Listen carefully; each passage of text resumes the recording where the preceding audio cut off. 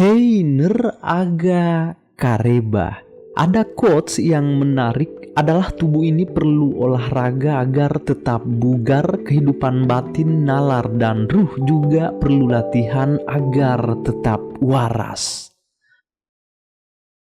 Jadi ceritanya gini ner para pecinta. Berlatar pada tahun 1973 di sebuah pedesaan kita melihat sekelompok remaja sedang dalam perjalanan untuk menangkap ikan cupang di rawa ke tempat biasa mereka meramu. Yang duduk paling tepi bernama Kak Jo, teman-temannya Yot, Chai, dan Yun. Tak lama datang mobil coklat ngekor di belakang mobil yang ditumpangi Kak Jo. Setelah diperhatikan secara saksama, Yun pun menyadari jika orang yang ada di dalam mobil itu ternyata gadis cantik. Bisa dibilang gadis itu kembang desa atau emas mutiara dalam lumpur. Banyak orang yang terkesima dengan kecantikannya. Ia bernama Dalah. Si Dalah ini bukan orang sembarangan. Ia adalah anak pejabat anggota parlemen menempuh pendidikannya di kota.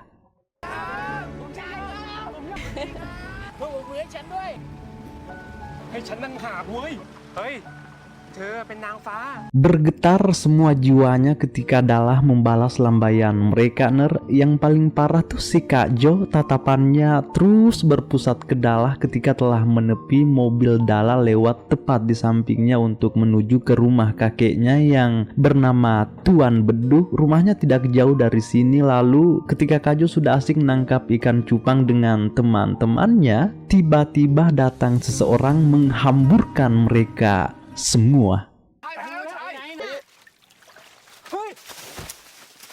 Tak disangka ternyata itu si Dalah ditemani sepupunya Lili datang memergoki mereka sebab rawa dan perkebunan luas ini tuh milik kakeknya Dalah, si Tuan Beduh. Ia adalah juragan tanah di sini. Teman-teman Kak Jo sudah pada lari terbirit-birit, sedang Kak Jo sendiri keselepor tepat di hadapan Dalah. Dalah mengancamnya jika ia akan segera melapor ke kakeknya karena Kak Jo sudah nekat mencuri ikan cupang di sini. Dengan wajah panik sekaligus terpukau, Kak Jo terus memandangi Dalah sebagai idaman para cowok-cowok di kampung sini yang kebetulan ada di hadapannya. Sekarang Kak Jo memohon dengan sangat pula agar supaya Dalah tidak melapor ke kakeknya Tuan Beduner, karena kalau sampai ketahuan pasti bakal dipataliti mereka semua. Bahkan Kak Jo juga berkata jika ia rela melakukan apapun yang jelas Dalah bisa tutup mulut. Kata Dalah, baiklah, namun aku punya satu permintaan. Ia meminta Kak Jo untuk menemaninya ke rumah berhantu di seberang sungai besok.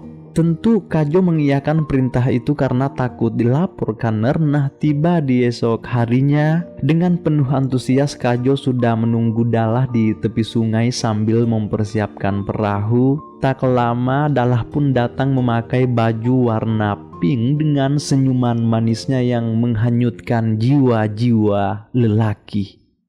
สวัสดีค่ะ สวัสดีครับ เชิญเลยครับไปก็ได้ครับ Meski ini kali pertama Kak Jo mendayung perahu namun ia tetap memberanikan diri menuju ke seberang rumah berhantu itu. Terlihat ada wajah-wajah gugup pada Kak Jo bisa satu perahu dengan Dalah. Lalu dengan karakternya yang sedikit lugu, Kak Jo mulai membuka pembahasan dengan memperkenalkan dirinya. Begitupun dengan Dalah. Hembusan angin mengitari penyeberangan mereka. Kak Jo amat deg-degan bisa beriringan dengan kembang desa cantik ini. Kini mereka telah sampai di lokasi rumah berhantu itu ner.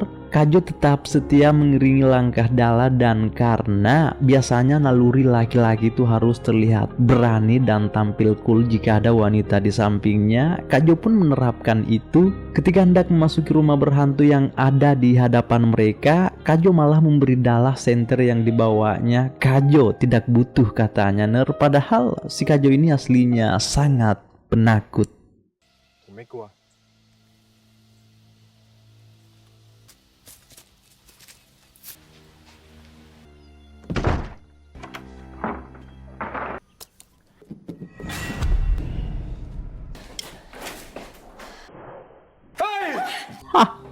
Hah, Kaget si Kak Joner, namun ia harus tetap konsisten tampil berani di sini agar kesannya Dala merasa wanita yang terjaga berada di samping Kajo. มันน่ากลัว อย่าถือไฟฉายแบบนั้นครับเฮ้ยอย่าครับ กลับมาครับ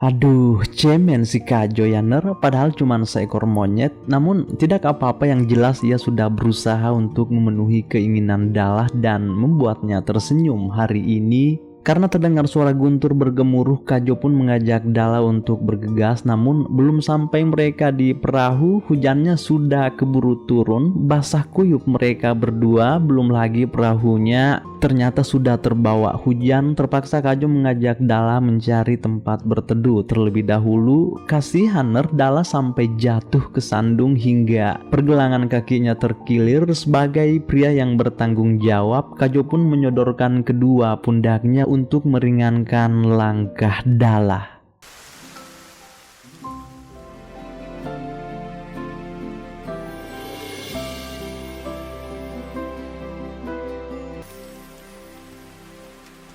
Syukurlah mereka mendapat sebuah gubuk tua dan berteduh di sini, dan karena dari awal mereka tidak pernah menyangka jika perjalanannya bisa seromantik ini, pun dari keduanya jadi malu-malu kucing hingga masing-masing memancarkan aura kebahagiaan. Kajo mulai bertanya juga apa sebenarnya alasan utama Dala mau mengunjungi rumah berhantu itu. Di antara rintihan hujan, Dala menjawab jika sebenarnya ia sangat ingin melihat hantu sebab ingin mengetahui apa yang terjadi saat orang telah meninggal. Jawaban yang jauh dari kata logis, namun akal Kajo tetap menerima sebab lantunan suara Dala menjawab begitu lembut, penuh kejujuran. Dan iya, karena sudah hampir seharian terjebak di sini mereka jadi lapar, perutnya pada ngorok. Setelah hujan berhenti, Kajo pun manjat mengambil satu buah nangka. Setidaknya ada yang mengganjal perut mereka dahulu.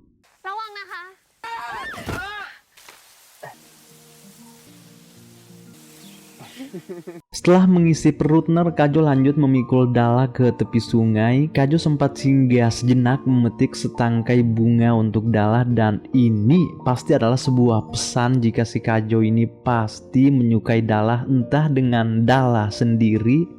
Hingga menjelang maghrib perahunya masih tidak nampak-nampak juga. Terpaksa mengambil jalan lain untuk kembali. Mereka melewati hutan-hutan hingga sampai di sebuah jembatan kayu. Di samping lentera tepat di tengah jembatan, mereka segenap singgah istirahat. Dala masih setia menggenggam bunga pemberian Kajo, dan karena kebetulan banyak kunang-kunang beterbangan menghiasi malam, Kajo datang menangkap satu ekor yang hinggap di dedaunan lalu memberi Dala. Sungguh momen yang amat romantik. Deruan air mengalir di bawah jembatan kayu menenangkan, disempurnakan oleh kedua insan yang mulai tumbuh mekar perasaannya ner. วันนี้ได้ทำอะไรฉันตั้งหลายอย่าง ผมสนุกมากเลยนะวันนี้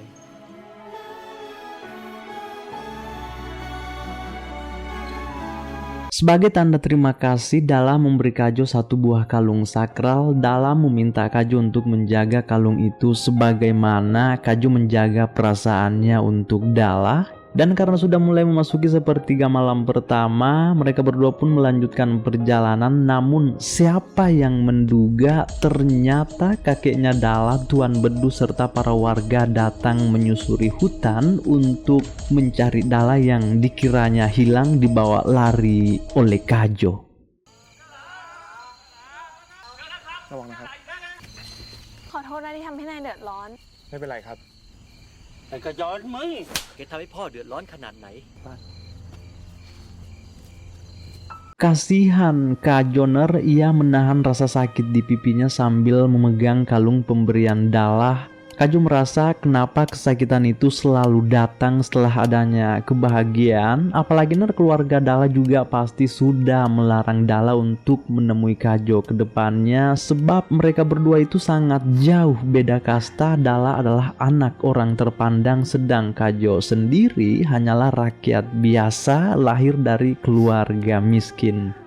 Kini beberapa hari pun telah berlalu, Kajo hanya menghabiskan hari-harinya dengan kerinduan dalam benaknya. Ia ingin sekali mengetahui kabar Dala, tapi apa boleh buat, jalan sudah terputus. Biasanya Kajo melimpahkan semua isi hatinya ke kertas, menulis surat-surat cinta dan kerinduan.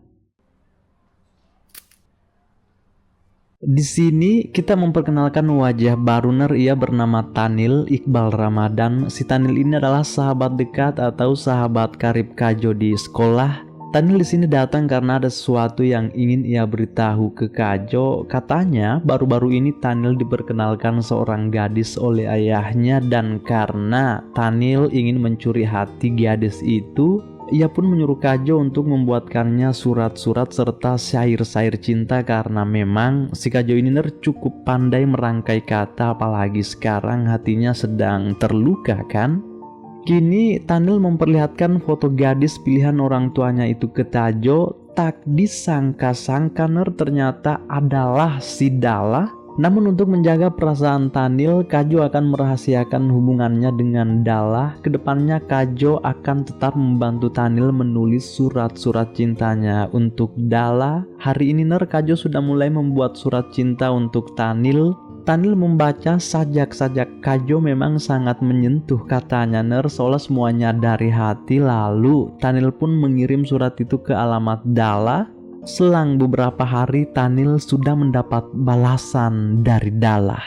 มหาสมุทร ความรักสมัครสมาน ขจรเธอตอบกลับมาแล้วสุดยอดไปเลยเธอตอบกลับมาแล้ว Mendapat surat balasan dari Dala, kebahagiaan Tanil pun tak terkontrol hingga akhirnya mereka berdua mendapat hukuman. Di sini Tanil memberitahu Kajo isi surat balasan dari Dala, di mana besok Tanil diajak Dala untuk menonton pertunjukan sekolahnya Dala. Karena Tanil tidak mau sendirian ke sana, ia sempat mengajak Kajo juga.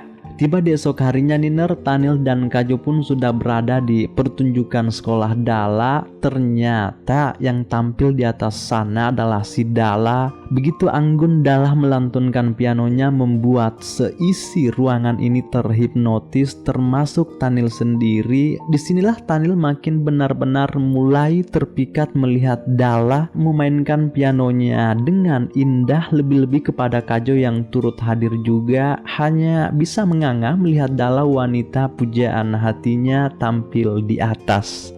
Tanil mempersiapkan bunga untuk Dala. Kajo pun begitu. Sedikit perkenalan, yang memakai jas warna hitam adalah ayahnya Dala, sedang yang di sampingnya adalah ayahnya Tanil. Mereka berdua memang terlihat ingin menjodohkan anak-anaknya. Lalu dengan Kajo yang duduk di kursi belakang, entah akan seperti apa nasibnya ke depan. ดาราเล่นเพราะมากเลยนะครับ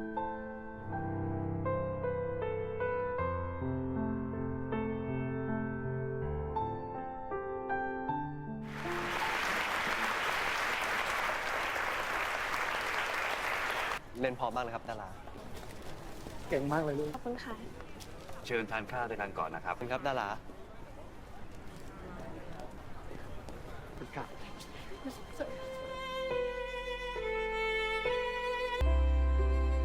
Begitu pedih perasaan Kajo melihat Dala dan Tanil bergandengan keluar ruangan diantar oleh kedua orang tua mereka. Di sini Kajo hanya bisa meratapi kesedihannya sambil menatap bunga di tangannya yang sebenarnya untuk Dala. Lalu Kajo memutuskan keluar menyendiri di bawah pohon. Tak lama ternyata Dala datang mencarinya. Ia pun melihat Kajo sedang menyendiri sambil memegang sekuntum bunga di tangannya. Terpancar raut kebahagiaan di wajah Kajo melihat Dala, karena pada akhirnya mereka berdua masih ditakdirkan untuk bertemu kembali. ให้นึกเลยว่าจะได้เจอนายที่นี่ พอดีแอบที่บ้านออกมา ฉันต้องไปก่อนนะ ครับ ดารา แล้วเราจะได้พบกันอีกไหม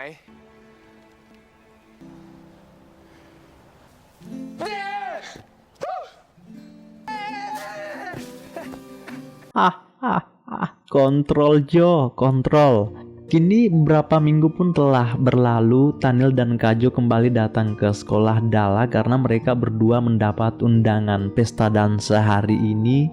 Gagah sekali penampilan Tanil dan Kajo, namun sudah hampir setengah jam mereka menunggu Dala, tapi tak nongol-nongol juga. Tak lama datanglah yang mereka tunggu-tunggu. Cantik sekali Dala hari ini, gencunya merah merona, rambutnya terurai dengan indah, membuat Tanil dan Kajo sampai sulit bernafas melihatnya. Dala melihat mereka berdua seketika merasa heran sekaligus senang juga karena melihat Kajo datang ke sini. Tanil pun memberitahu Dala jika Kajo ini adalah sahabatnya sulit ini. Dala juga memperkenalkan sahabatnya Chonda kepada Tanil dan Kajo, lalu kini pesta dansa pun dimulai.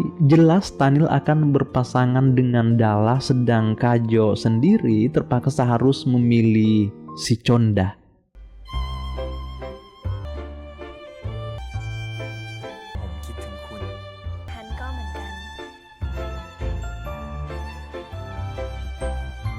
เราได้เจอกันอีกแล้วนะครับ ไม่รู้มาก่อนเลยว่าคุณเป็นเพื่อนธนิน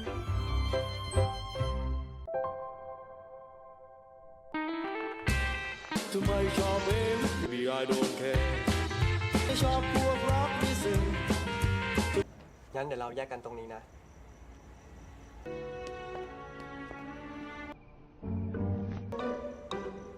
Duh, gatal juga si Chonda ini. Karena sudah larut malam, Tanil pun mengantar Dala pulang ke rumahnya, sedang Kajo sudah terpisah. Dala berterima kasih ke Tanil sudah repot-repot mengantarnya sampai di depan gerbang. Ketika Tanil sudah pergi dan Dala mau membuka gembok pagarnya, ternyata hal tak diinginkan tiba-tiba terjadi.